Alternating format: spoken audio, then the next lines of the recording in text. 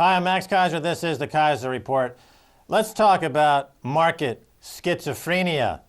That's right. And market collateralized schizophrenia obligation bonds. Are they in the offing? Stacy Herbert, talk to me, talk to me, talk to me. Yes, it's austerity measures one day, it's stimulus measures the next. IMF, global economy faces a threatening downward spiral. This is Christine Lagarde, the new IMF chief, and she says Europe needs to take its foot off the fiscal brake and shift to growth-intensive measures until the danger has passed, insisting that Germany has leeway to stimulate demand. Right, so she's saying, no, austerity measures are bad. For the West, it is. Well, this isn't the IMF just recommended for Greece austerity measures. That's correct. I'm not sure if she includes them in the West. Well, but the prescription that the IMF is offering is schizophrenic. They should just offer schizophrenia-backed bonds and float those on some global exchange that pays off on how schizophrenic the IMF can be. That's right. Well, it is also this story, this ongoing story between savers versus speculators. And as the article points out, her comments are certain to cause fury in Berlin, where the IMF is viewed as an agent of Keynesians and French mischief. Mrs. Lagarde was French finance minister until 2 months ago. Well, yeah, Germany is sitting on a potload of money, and all these other countries want in on it. And, of course, the Germans are savers. The French are profligate spenders, and they want Germany's money, as do all the other countries. But Germany is a saver. Don't take Germany's money. Well, remember, it's all-out war, Max. And in fact, that's in my next headline, all-out war, bankers versus everybody else. So we know Christine Lagarde is now an agent for these bankers, of course. And Nassim Taleb is pointing out that for the American economy and for many other developed countries, including all of Europe, the elephant in the room is the amount of money paid to bankers over the last 5 years. In the United States, the sum stands at an astounding $2.2 trillion. Yeah, and I just saw a story that CEOs of all companies in America and bankers are lobbying Washington to pass a new law that would make it so that they would not have to disclose their pay and bonuses to anybody, no regulatory authority, not to the SEC. Just keep all that information private, how they're raping and pillaging. Not just their bonuses, they're actually their income. And this was in the Washington Post where they were talking about breakaway wealth. And they're saying that this is just the wealthy, the top 0.1%. And 99% of Americans think they're part of that, but it's really only 0.1%. But they're becoming wealthier by taking the wealth from the rest of the population. As Nassim Taleb points out, over the next 10 years, you're going to see at this same rate, if you extrapolate this rate of wealth that the bankers are taking, it's going to be another $5 trillion over the next decade. That $5 trillion is not money invested in building roads, schools, and other long-term projects, but is directly transferred from the American economy to the personal accounts of bank executives and employees. I think it should really take the other approach, that when the CEOs and bankers are caught raping and pillaging, stealing money as they're doing, they should have to go door to door in the neighborhoods that they live and tell their neighbors that they are serial financial terrorist offenders. This is the Serial Financial Terrorist Offender Law. But of course, the way to fight this financial war is in that image accompanying this story, and that's Max Keiser's silver bullets, crash JP Morgan, buy silver. And along with these precious metals, that takes us to this next headline in this financial war, this ongoing financial war.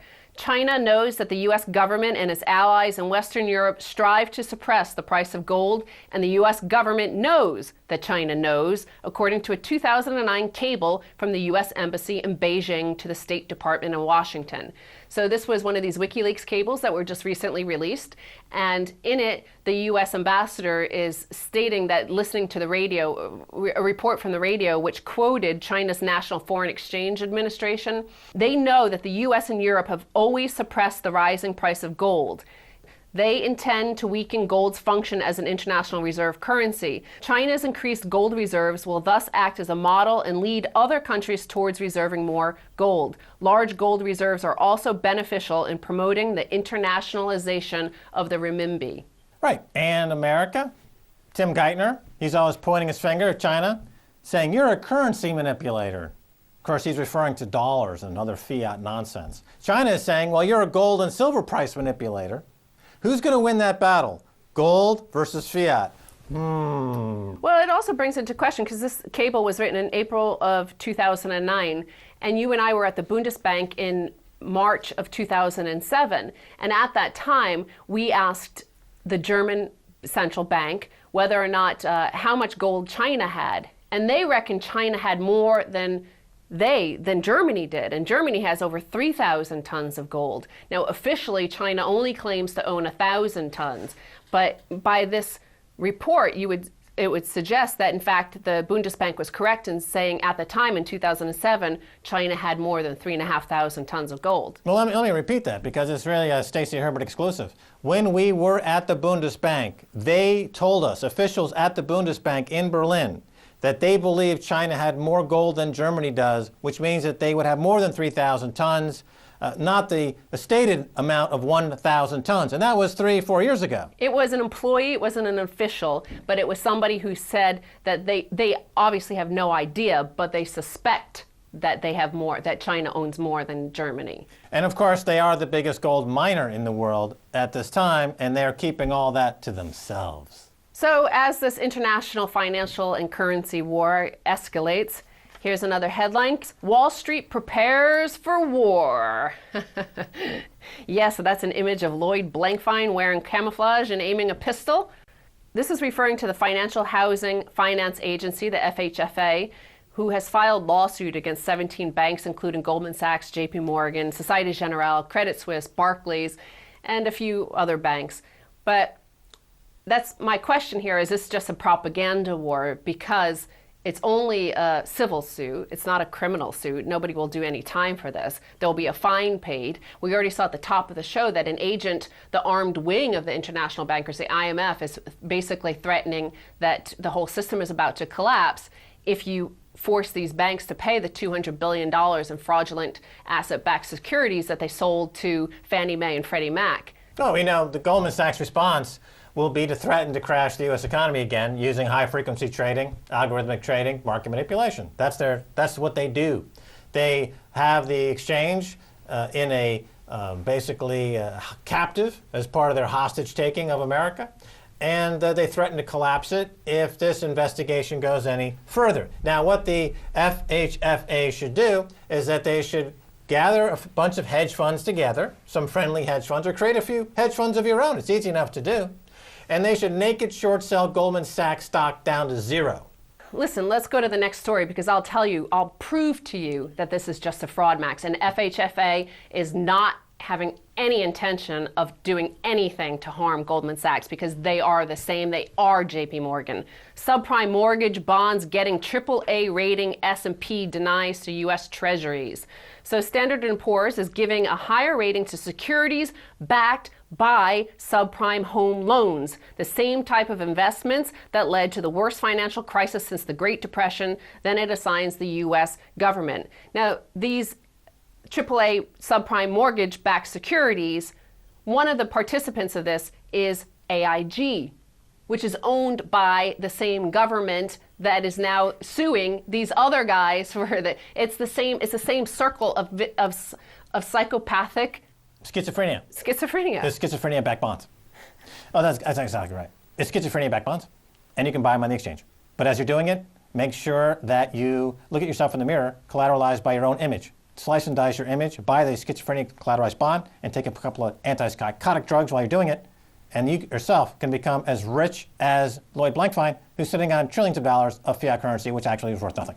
The article here quotes Gregory W. Smith, the general counsel for the $41 billion Public Employees Retirement Association of Colorado. And he says, everybody has been led to believe over the years that AAA means AAA means AAA across the board. Anybody that didn't learn in the 2008 crisis that doesn't apply should find another line of work. But there you go, again, this moral hazard, because it's up to whoever the Joe Bag of Donuts chump is running some pension fund for you. You have to hope that they learn their lesson, because the crooks are not behind bars. They are setting policy. They have Christine Lagarde threatening countries around the world for them. Yeah, well, the rating agencies use the ratings to destabilize the market, to create volatility so that their friends can make money trading things like the volatility index, the VIX. If you have advanced knowledge about what the rating agencies are going to do, and they give out that advanced knowledge to their friends on the exchanges, you can buy and sell the VIX, the VIX, the volatility index, and make money that way. Well, okay, so if you think this is all accidental, again, like that this is going to stop, let's look back at another cable. Viewing Cable 07 Paris 4109, Paulson discusses financial markets Iran with Sarkozy. So this goes back to 2007. Hank Paulson was here in Paris meeting with Nicolas Sarkozy. Sarkozy raised concerns about subprime-related market turbulence. Paulson, however, underscored the importance of not overreacting. He said it would take months, not weeks, for credit to be repriced, but this was not a major crisis. He went on to say, anyway, it's not a problem. The only problem I see in Europe for the banks is the German Landesbanken, but they presented little systemic risk and would be bailed out by the German taxpayer.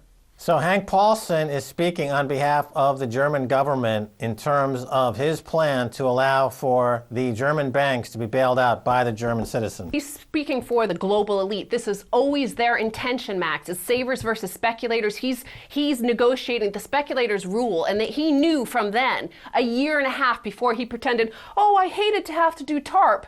Well, he was speaking to Sarkozy a year before TARP, saying, oh, don't worry, it's not going to be a problem because the German taxpayer will bail out the German Landesbanken. Let me ask you this. What if Germany decided to demand the gold held at the New York Fed? 60% of their gold is held in New York. What if they did like the French and said, we want all our gold sent back to Germany? It's forever gone. No European nation, no Asian nation, including China. They have a lot of gold in the U.S. They're not getting it back. And then finally, Max, one quick headline here before you turn to the second half. Israelis turn out for largest economic protest. So remember, Max, I talked about the breakaway wealth. This is the same situation that is happening in Israel because even though Israel emerged from the global financial crisis relatively unscathed, the economy is enjoying rapid growth and unemployment is at its lowest in decades at around 5.5%. So it all looks good on the surface, right? Regardless, statistics show the ranks of the working poor have grown dramatically as wealth has increasingly become concentrated among a small group of tycoons. Well, you got to go now change the nomenclature from the Arab Spring to the Arab-Israeli Spring. Well, yes, actually a lot of the people, the protesters are claiming alliance with the Tahrir Square. Of course. And also, this final image here, Max, this is Crash JP Morgan buy silver in Hebrew. Shalom. All right, Stacy Herbert, thanks so much for being on the Keiser Report. Thank you, Max. Don't go away, much more coming your way, so stay right there.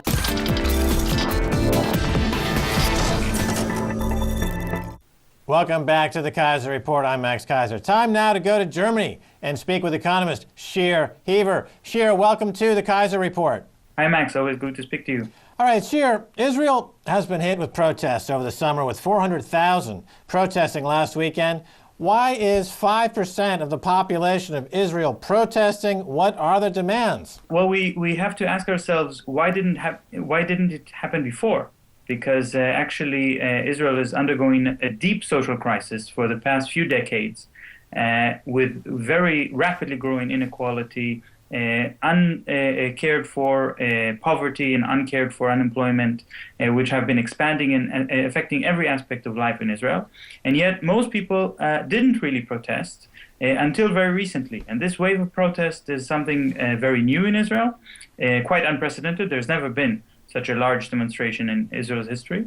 And people have a lot of reasons to protest. Okay, now is it possible that the Arab Spring, the Arab uprisings in Egypt, Tunis, and around the Arab world gave cover to these protests in Israel? And if so, doesn't this speak toward a greater Mideast society getting rid of all of these divisions that have been plaguing the region for decades? The first reaction in Israeli society to the Arab Spring was panic. actually, because the idea that Arab countries could be democratic and the people can set their own destiny was something that intimidated a lot of Israelis who were counting on U.S. support in crushing the Arab peoples and making sure that they operate within the framework of U.S. interests, which also works very well for the Israeli Middle East strategy. But I think with the global excitement about the Arab Spring, especially the revolution in Egypt, a lot of Israelis said, well, we also want to get some of that international excitement. We also want the world to be excited about what we're doing. I think one of the reasons for this is that there is now an international boycott campaign against Israel, against the apartheid that Israeli society applies against Palestinians in Israel. And Israelis feel very isolated. They're feeling that they're pariahs in today's world because of this boycott campaign. And so by emulating the Arab Spring, they're hoping maybe to get some international support. Okay, now you mentioned, of course, the relationship with the U.S. and the enormous support the U.S. gives Israel every year for decades. And the commentators in the American press who are covering this at all, the uprising in Israel, they're finding it difficult to talk about the demands of the protesters because the demands of the protesters are for things like greater distribution of wealth and greater equality in income distribution. And these, of course, are ideas that America equates with socialism and communism. So there's an enormous disconnect here because America aids Israel billions of dollars every single year, and yet the people of Israel don't seem to want to emulate what's happening in America at all. I would say the majority of the protesters are talking about raising taxes. They want higher taxes so that there will be a sufficient income to implement social programs and policies that they're asking for, which is the complete opposite of the main discourse in the U.S. that taxes are considered the root of all evil and any call for raising taxes is immediately equated with communism. I completely agree with that. But we have to remember that this is rooted in Israeli history because Israel used to be, unlike the U.S., a corporative society which had a very strong welfare state and a very strong system of unions that worked for Jewish citizens, only Jewish citizens, for the elite of society, with collaboration with the government and with the major employers, to create a kind of society where there were very strong social policies, but only for Jews, mainly for Jews who originate from European countries. And this is a memory that appeals to a lot of young Israelis who, in today's neoliberal economy, find that they can no longer count on the government to help them in finding an apartment. They can no longer be sure that their wages will be enough to sustain their standard of living. They get very worried, and now they're saying, let's go back to what we had with the welfare state 30 years ago, 40 years ago, and more. All right, so the people of Israel are for peace and justice. They're out there, a huge percentage of the population, 5% of the population is in the square, in the streets, protesting for peace and justice. However, the government of Israel, of course, is attracting huge aid from America by playing the violence card, by playing the terrorism card, by committing acts of terror in Palestine and around the region. Now, let me ask you a question then. When you see a U.S. politician like Sarah Palin wearing a Star of David, she's not identifying with the people of Israel, isn't she? She's identifying with the government of Israel, who is basically, what she's saying is she's for senseless slaughter of innocents, and therefore she should be president. Isn't that kind of what's going on there? Isn't that the message? Let's make it very clear. The United States does not give aid to the Israeli society at all. The U.S. gives $3 billion every year to the Israeli government, but the money comes in the form of vouchers by which the Israeli government can only buy American-made weapons. So let's be very blunt about this. This is a subsidy to the U.S. arms industry. That's what this money is for. So when Obama or Palin or any other U.S. politician are talking about sustaining the friendship with Israel and the long-standing alliance between the U.S. and Israel, what they're actually saying, the U.S. will continue to subsidize the arms industry and make sure that the Middle East will continue to be very volatile, very violent, so that Israel will continue to buy weapons, so that the neighbors of Israel will continue to buy more weapons, and that will create huge profits for the U.S. arms manufacturers. Does that make the life of Israeli citizens any better? Certainly not. But it does make the life of Israeli Prime Minister Netanyahu better, because he knows that the one weapon he still has by which he can silence the protest, or at least he's hoping to silence the protest with, is war.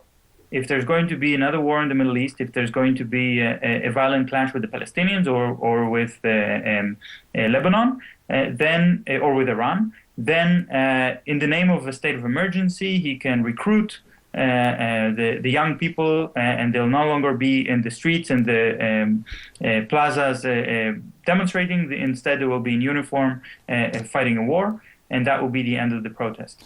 I asked my Twitter account, Max Keiser at Twitter, to ask you some questions, and one of those questions referred to war, and I'm going to get to that in a second. But before I do, let me continue on these protests. So you're saying that the needs of the warfare state, and Israel is primarily a warfare state, cannot go along pari passu with the welfare state. So the protesters how are they going to square that circle? Is there any way to transform the Israeli economy, which is currently now almost entirely contingent upon war? How are they going to transform the Israeli economy? What can they do to make Israel something less of a pariah and more of a functioning economy that's interested in the betterment of itself and those around it? The Israeli economy is not really contingent or mainly upon war. The military part of the economy is about 12%. That's a lot. That's more than any other country in the world, probably. But it leaves 88%, which is not military related. And these 88% are most of the people. That's where where you find the doctors, the teachers, the social workers, people who are barely making ends meet. Without addressing the deep roots of injustice in Israeli Palestinian society, in the fact that there are millions of Palestinian refugees who have every right to return to Palestine, but they're not allowed to without addressing the issue of the fact that Israel defines itself as a Jewish state, so that Palestinians cannot be equal citizens in Israel.